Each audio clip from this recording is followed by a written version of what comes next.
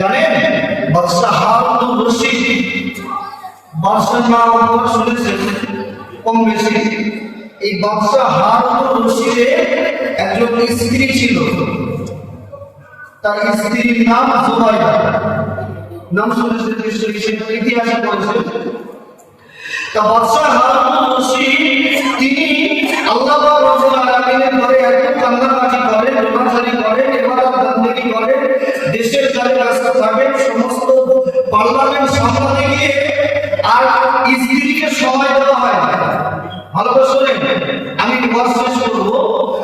স্ত্রীকে সময় দেওয়া হয় না। একদিন তার অর্ধাঙ্গিনী, তার স্ত্রী দাবি করলেন, বাদশাহ আপনি তো সর্বদা দেশের কাজের জন্য ব্যস্ত থাকেন, আমাকে তো একটু সময় দেন না, তা চলেন না একটু কোথা থেকে ঘুরে আসি, একটু বেরিয়ে আসি। তা বাদশাহ বলেন, সত্যি তো তাই, আমি তো ভুলেই গিয়েছিলাম, স্ত্রী তো একটা হক আছে, তো কোথায় যাওয়া হবে? বাদশাহ সিলেকশন করলো যে একটা নদীর পাড়ে ঘুরতে যাবো। সেখানে গিয়ে সমস্ত বাদশার বডিগার্ড থাকে, সমস্ত গার্ড প্রশাসন, বাদশার যত সিকিউরিটি থাকে সবকিছু নিয়ে বাদশাহ স্ত্রীকে নিয়ে এক কথায় একটু ভ্রমণে বাইরে করেছে। যেটা জায়েজ জায়গায় আপনার স্ত্রীকে নিয়ে আপনি ঘুরতে যেতে পারেন, আমাদের জায়েজ। কিন্তু আমার স্ত্রী নিয়ে গেলে কোনো কথা আমরা নিজের স্ত্রী নিয়ে যাই পর্দাশী। তো যাওয়ার পরে তিনি দেখেন সেই নদী একটা চলে, যেখানে হাওয়া আছে, বাতাস আছে, সুন্দর মনোরম পরিবেশ আছে, স্ত্রীর সঙ্গে গল্প করবে, আলাপ করবে, এইরকম একটা পরিবেশে তিনি সেখানে দেখেছেন, বাদশা দেখেছেন ওখানে একটা পাগল বসে আছে। সে পাগল এরকম আগুন দিয়ে দিয়ে ওই যে বালু মারা জন্মায় ওখানে জমে থাকে, চলে, ওই বালু দিয়ে দিয়ে ঘর তৈরি করছে, এখন ঘর তৈরি করছে।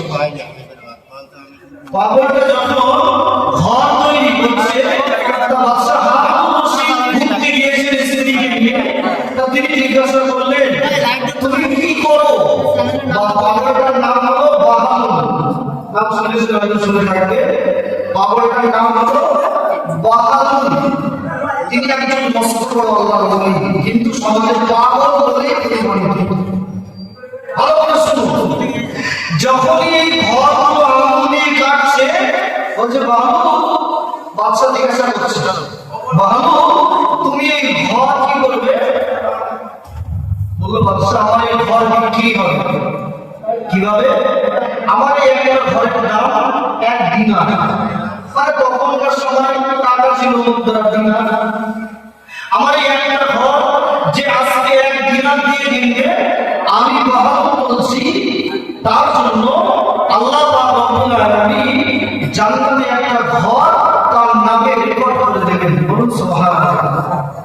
তো বাদশা হারুন রশিদ বলল, ভালো, তুমি এই ঘর ঘরেও বা কি করবে, আর 1 দিনার দিয়েও বা কে কিনবে? আর কোথাও জান্নাতের আশা করে বলছো পাগল মানুষ, এটা কে কিনবে?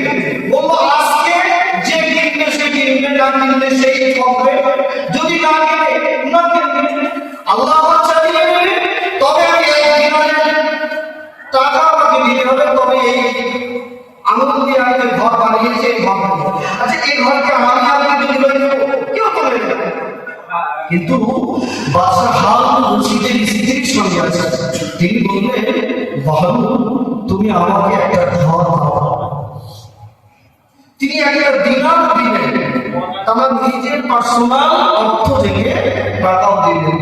বাদশাহ ঘুরে ফিরে স্ত্রীর সঙ্গে আলাপ বিনিময় করে বাদশাহ নিজের দিকে ফিরে গেলেন। বাদশাহ নিজের দিকে ফিরে গিয়ে বাদশাহ যথা সময়ে ঘরের ভিতরে ঘুমিয়ে পড়েছে। হঠাৎ করে রাতের আধার যখন নেমে আসলো, রাত যখন গভীর হয়, বাদশাহ নামাজ সালাম তাহাজ্জুদ সব কিছু শেষ করে নিয়ে ঘুমিয়ে গেলেন। বাদশাহ ওই সময় স্বপ্ন দেখে একটা ঘর জান্নাতের ভিতরে, ওই ঘরের দরজা আয়েশা সুবাইদা খাতুনের ঘর। আমি দেখলাম অনেক মানুষ দাঁড়িয়ে রয়েছে, পাহারাদার দাঁড়িয়ে রয়েছে। বাদশাহ ঘুমের ভিতরে দেখে অনেক মানুষ দাঁড়িয়ে